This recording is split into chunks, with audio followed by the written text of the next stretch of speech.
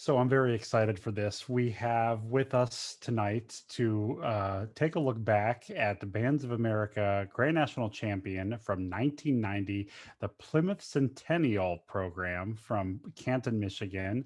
We have director Glenn Adsit, Pat Rudy, assistant director, Lorenzo Medrado, color guard instructor and visual coordinator, Chris Johnson, percussion director, and Pat Lillistrand, booster president. Glenn and friends, how are we doing tonight? Doing great. Great, yeah, fabulous. Really well. Look at Very all these. excited Really to good. discuss this. Yeah. Is it just crazy to be all back together again like this? Seems like yesterday. Yeah. And you know, you look at these people and you just have smiles because of all of the crazy memories, the fun memories, and what brought us together. Well, so what do you remember specifically about the 1990 season? I mean, that was 30 years ago. Is that crazy?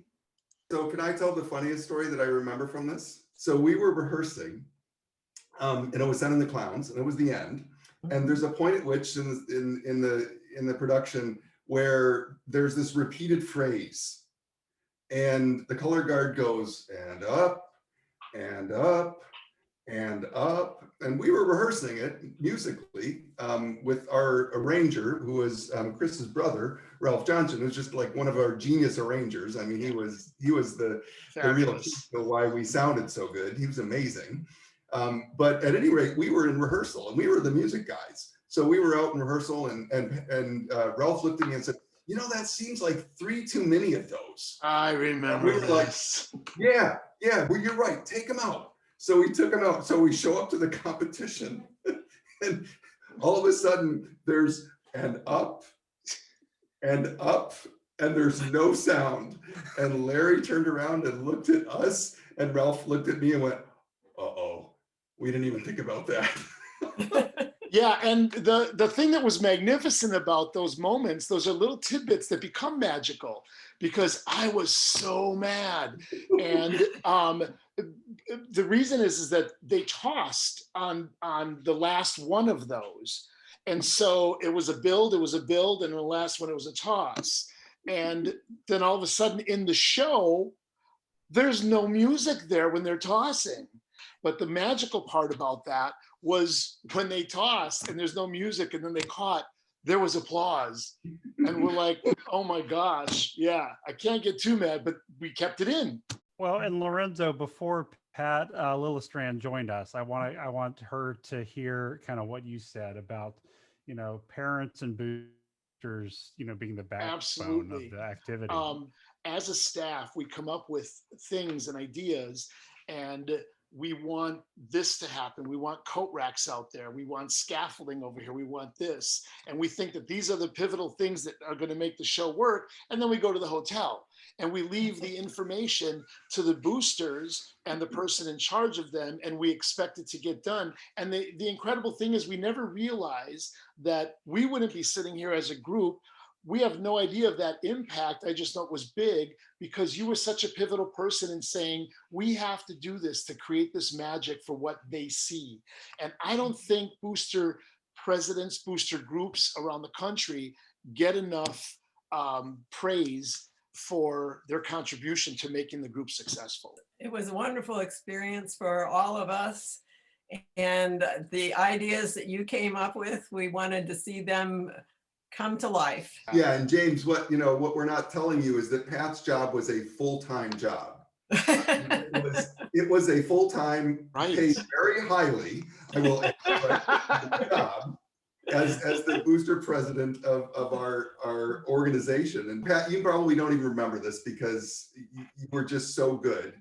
But there was the year, I think it was 90, when we left for Indianapolis. We were getting, all the craziness the week before and getting everything organized and all of that.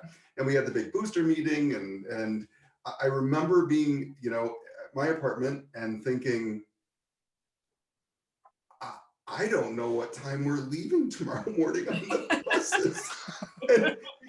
and I called you and I said, Pat, I I'm really embarrassed to say this. And you said, the buses leave at 8:30, Glenn, be on it. Yeah. And you were. And I was. I just wanted to, before I forget, there's a part of one person that isn't here with us anymore, and that's Steve Brubaker. When Steve was part of this group, I mean, he had this touch and he created this idea that everybody that saw marching band at that time, when drill was the front runner of everything else.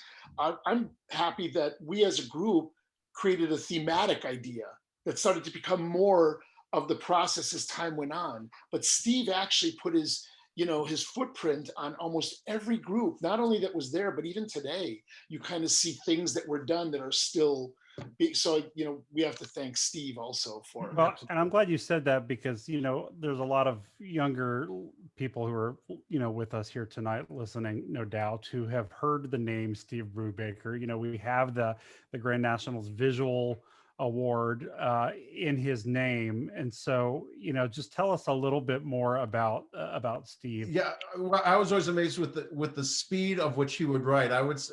We worked together with the Evolution of Brubaker, and the week before band camp, I would be nudging him. Okay, Steve, how much you got done? He said, "Oh, I'll have plenty." I said, "Steve, no, you really, like, how much do you really have done?" And we would get it, via fax, the good old days of fax. Yeah. Do you remember that? No, but he was brilliant. And every now and then I would say, "Steve, you're doing a thing you wouldn't have asked the Corps to do. Like, what are you doing?" And he'd say, "Oh, you guys will be fine. It'll just work out." And it did. A couple of key people that really couldn't be here tonight. One is Jim Griffith, who was the director of bands in Plymouth for 30 years. And he was the original, person that put Plymouth on the map as a great musical institution. I mean, I went to high school there, so I was lucky to be, the hometown kid that came back, and as did Chris Johnson. And we would be nothing without him. We were standing on his shoulders the entire time. And then the other person I did want to just do a huge shout out to was our arranger, Ralph, who is Chris's brother. I mean, the whole Johnson family was a Plymouth dynasty in terms of music. They had Ted and Amy and everybody that from the Johnsons were just a vital part of the Plymouth program. And Chris was our percussion, instructor. And one of the things that I remember with Sen and the Clowns was the percussion. They were absent, right? Because it wasn't musical to put them in there. But they didn't need to be there. That's right.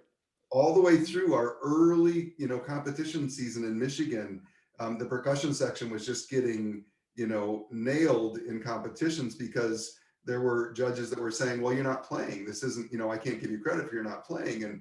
And Chris was so good about, counteracting that, and he is such a good musician that just didn't become an issue, Yeah, we weren't really worried about getting a great percussion score. We were just trying to put a good show together. Absolutely. And that's interesting, Glenn and Chris, that, this is the kind of the beginning of an era where, it's like the wind ensemble on the field and making sensible choices to the scoring, but also just at a time, the pink spheres, that were there, at a time where you were used to seeing pretty much just flag, rifle, saber, types of, weaponry and flags to have, props. This was before all the crazy scenery and stuff that we see now. But what was just comment on that maybe. My background comes from dance and theater. And so with the color guard, I saw their statuesque looks. I saw the ability that they had. And so you want to bring out the emotion of things rather than relying on something like, what is the extension of some of those ideas? And it might just be a ball, or it might just be a small flag. During Sen and the Clowns, that was interesting because I struggled with what are we going to use here? We didn't want to actually use a flag. And so you'll see tonight, we had one of the moms design the clown face, and then we put them on all these shawls, and then we zigzag cut the end of the shawl, and then we tried it, and it was beautiful. And, you know, then we're watching it, and then you see the solo when the X opens up, and we're like, we have to do something. Julie Moyer, you run over there and put the shawl on him at the very end. I mean, just things like that, because they're spontaneous as we come up with them, they're going to be spontaneous as you see them. So that's what creates real emotion.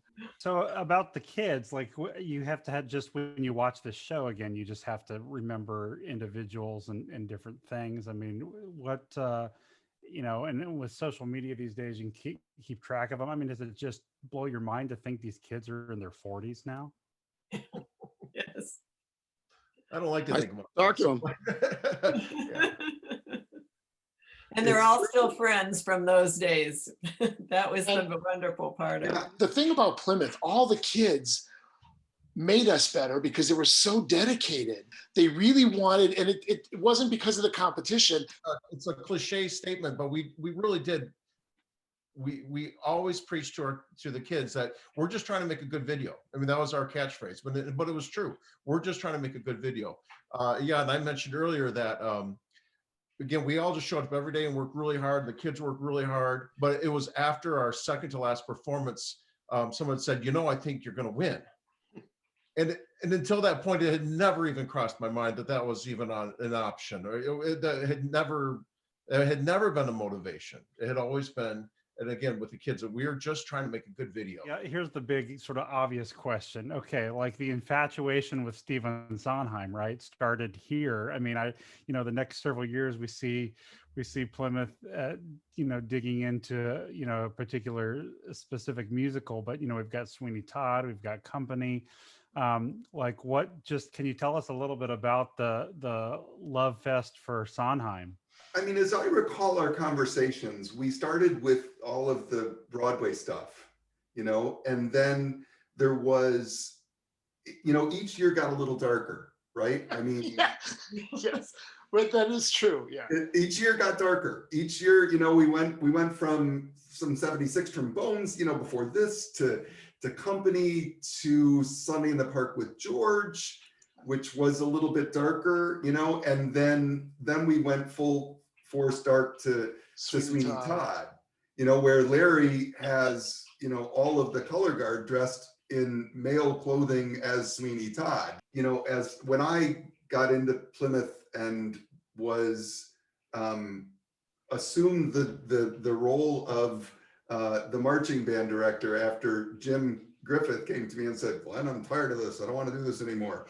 And I said, okay. And he gave it to me. You know, I was a young man still. And one of the things that I did during those times, which I was always so grateful for, was we would go to shows, you know, this was 3 or 4 years before this started happening, before we started getting really successful. And I would listen to Greg Bimm's band in Marian Catholic and go, how do you do that? Or I'd listen to Ken Schnook's band at Lake Park and think, how do those woodwinds play like that? I don't understand that. And Alfred Watkins in Lassiter. Oh yeah. I heard his group and thought, holy moly.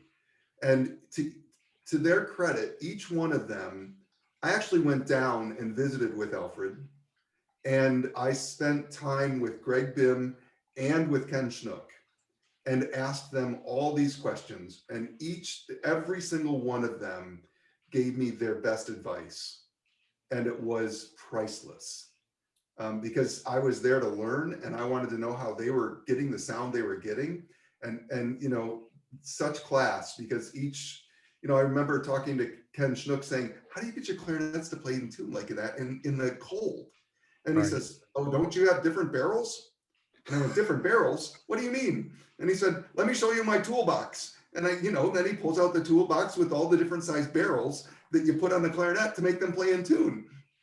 And I learned, and then I went back to the boosters and said, Pat, we need to buy a whole bunch of barrels for the clarinets. It all comes back to Pat. It all comes back to Pat. It does. Thank you all so much for taking time to visit here. This has just been such a special treat for me because I've been just huge fans and admirers for years. So to be able to take a look back tonight and view the show and visit with you guys, thank you very much.